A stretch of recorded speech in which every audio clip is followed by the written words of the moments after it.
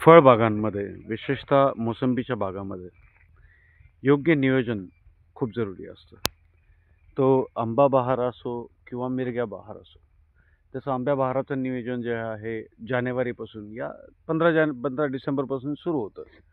कारण तोपर्यंत मागच्या मिरग्याचा माल निघून जातो. थोड्याशा अडकीने असतात किंवा मिरग्याचा थोडासा माल असतो. अशा वेळेस नियोजन जे आहे सुरू करणं अत्यावश्यक असतं. याच्यामध्ये जर काही चूक झाली तर मग पूर्ण वर्ष निघून जातं. तर असंच एका ठिकाणी बोबडे साहेबांच्या बागामध्ये आपण एक मागच्या महिन्यापासून नियोजन सुरू केलं होतं आणि त्या नियोजनाच्या पहिल्या चरणामध्ये आपण पहिली फवारणी त्यांना दिली होती. त्यानंतर आपण त्यांची प्रतिक्रिया जाणून घेऊ की त्यांना बाग कसा काय फरक जाणवतो आहे. योगेश म्हस्के साहेब त्यांच्यासोबत चर्चा करतील ह्या विषयावर. राम राम. राम राम शेतकरी मित्रांनो. राम राम रोडे राम राम बोबडे साहेब. राम राम राम राम. आज आम्ही बोबडे सरांच्या बागात आलेलो आहोत. सोपानराव बोबडेंचे वडील, नाव काय मामा? रुस्तुम गोपीनाथ बोबडे. रुस्तुम गोपीनाथ बोबडे, राहणार वायगाव आहे ना? राहणार वायगाव. इथं आज आलेलो आहे आपण. प्रगतशील शेतकरी खूप, यांच्याकडं सीताफळाची बाग आहे, त्याच्यानंतर मोसंबीची सगळी 600 झाडं आहे ना? हा, 600 झाडं आहे सगळे. तर आम्ही ज्या वेळेत आलो होतो त्यावेळेस थोडंसं बाग आघारीवर होता. हा, आघारी निघाली निघाली. आणि तुम्ही तानात सोडले, म्हणजे तुम्हाला वाटत होतं त्यावेळेस थोडंसं आता हे लीक झालंय. हा, लीक झालं. बरोबर. समोर निघतो का नाही निघतो, थोडी धाकधूक होती की नाही मनात? हा, धाकधूक. हां, तर मग आता ही जी फवारणी केली आपण मागच्या रविवारी, या फवारणीतून तुम्हाला काय जाणवतं? तुमचा अनुभव सांगा शेतकऱ्यांना. नाही, आता बरोबर झालं ना. म्हणजे काय वाटतं तुम्हाला, झाडात काय बदल झाला त्या फवारणीनंतर? चमक आली झाडाला, बरं. मजबूती आल्यावानी दिसली. बरं. आणि जे काडीमध्ये काय बदल दिसतोय तुम्हाला? काडी म्हणजे जीव आल्यासारखं झालं ना आता. तगडिंग काडी तगडली म्हणजे फुगली आहे ना? फुगली. डोळा फुगलेला दिसतोय जागोजागी आहे ना? आणि पान पण तुमचं सुकलंय. हा, आणि पानानं काय केलंय, फवारणीमुळं जे स्टोरेज होतं ते रिटर्न काडी तोडून घेतलं आणि पान झाडाला सोडून देत आहे. बरोबर आहे की नाही? बरोबर. तर याच्यामध्ये अजून आता तुम्ही व्यवस्थापन बघता सगळं इथं आहे की नाही? हा, तर याच्यामध्ये अजून मागच्या वर्षी किती माल घेतला होता? इथं 12.5 टन. 600 झाडांमध्ये आहे ना? हा, 600.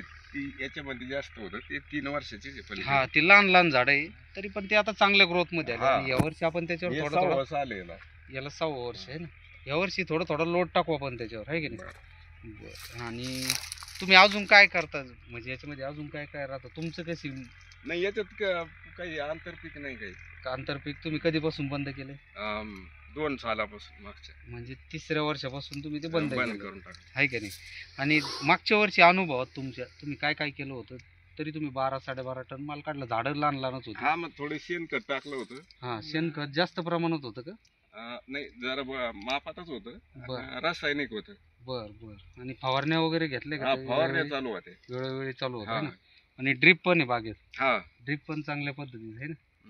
2 आहे. 2 लाईन टाकलेले ड्रिपचे, बरोबर आहे. आणि आता ह्या वर्षी तुम्हाला काय वाटतं, आता ह्या वर्षी काय आपल्या उत्पादनात किती वाढ आता व्हायला कळलं ना, पाहिजे? तुमचा सल्ला चालू आहे. आता पाहू काय फरक होतो. हा, पण तरी एक अपेक्षा सांगून द्या. म्हणजे असं तुम्हाला काय वाटतं ह्या वर्षी झाडं काय किती माल देतील? तुमचा अनुभव सांगा, कारण तुमचा अनुभव शेतकऱ्यांना फार गरजेचा आहे. तुम्ही आपला जुने अनुभव शेतकरी काय आहेत. आता, नाही बरोबर आहे, पण आता कळत ना आता याच्या पुढे ते आपल्याला मागच्या काय. वेळेसी आमच्या व्यवस्थापनाशिवाय तुम्ही 12 टन माल घेतला.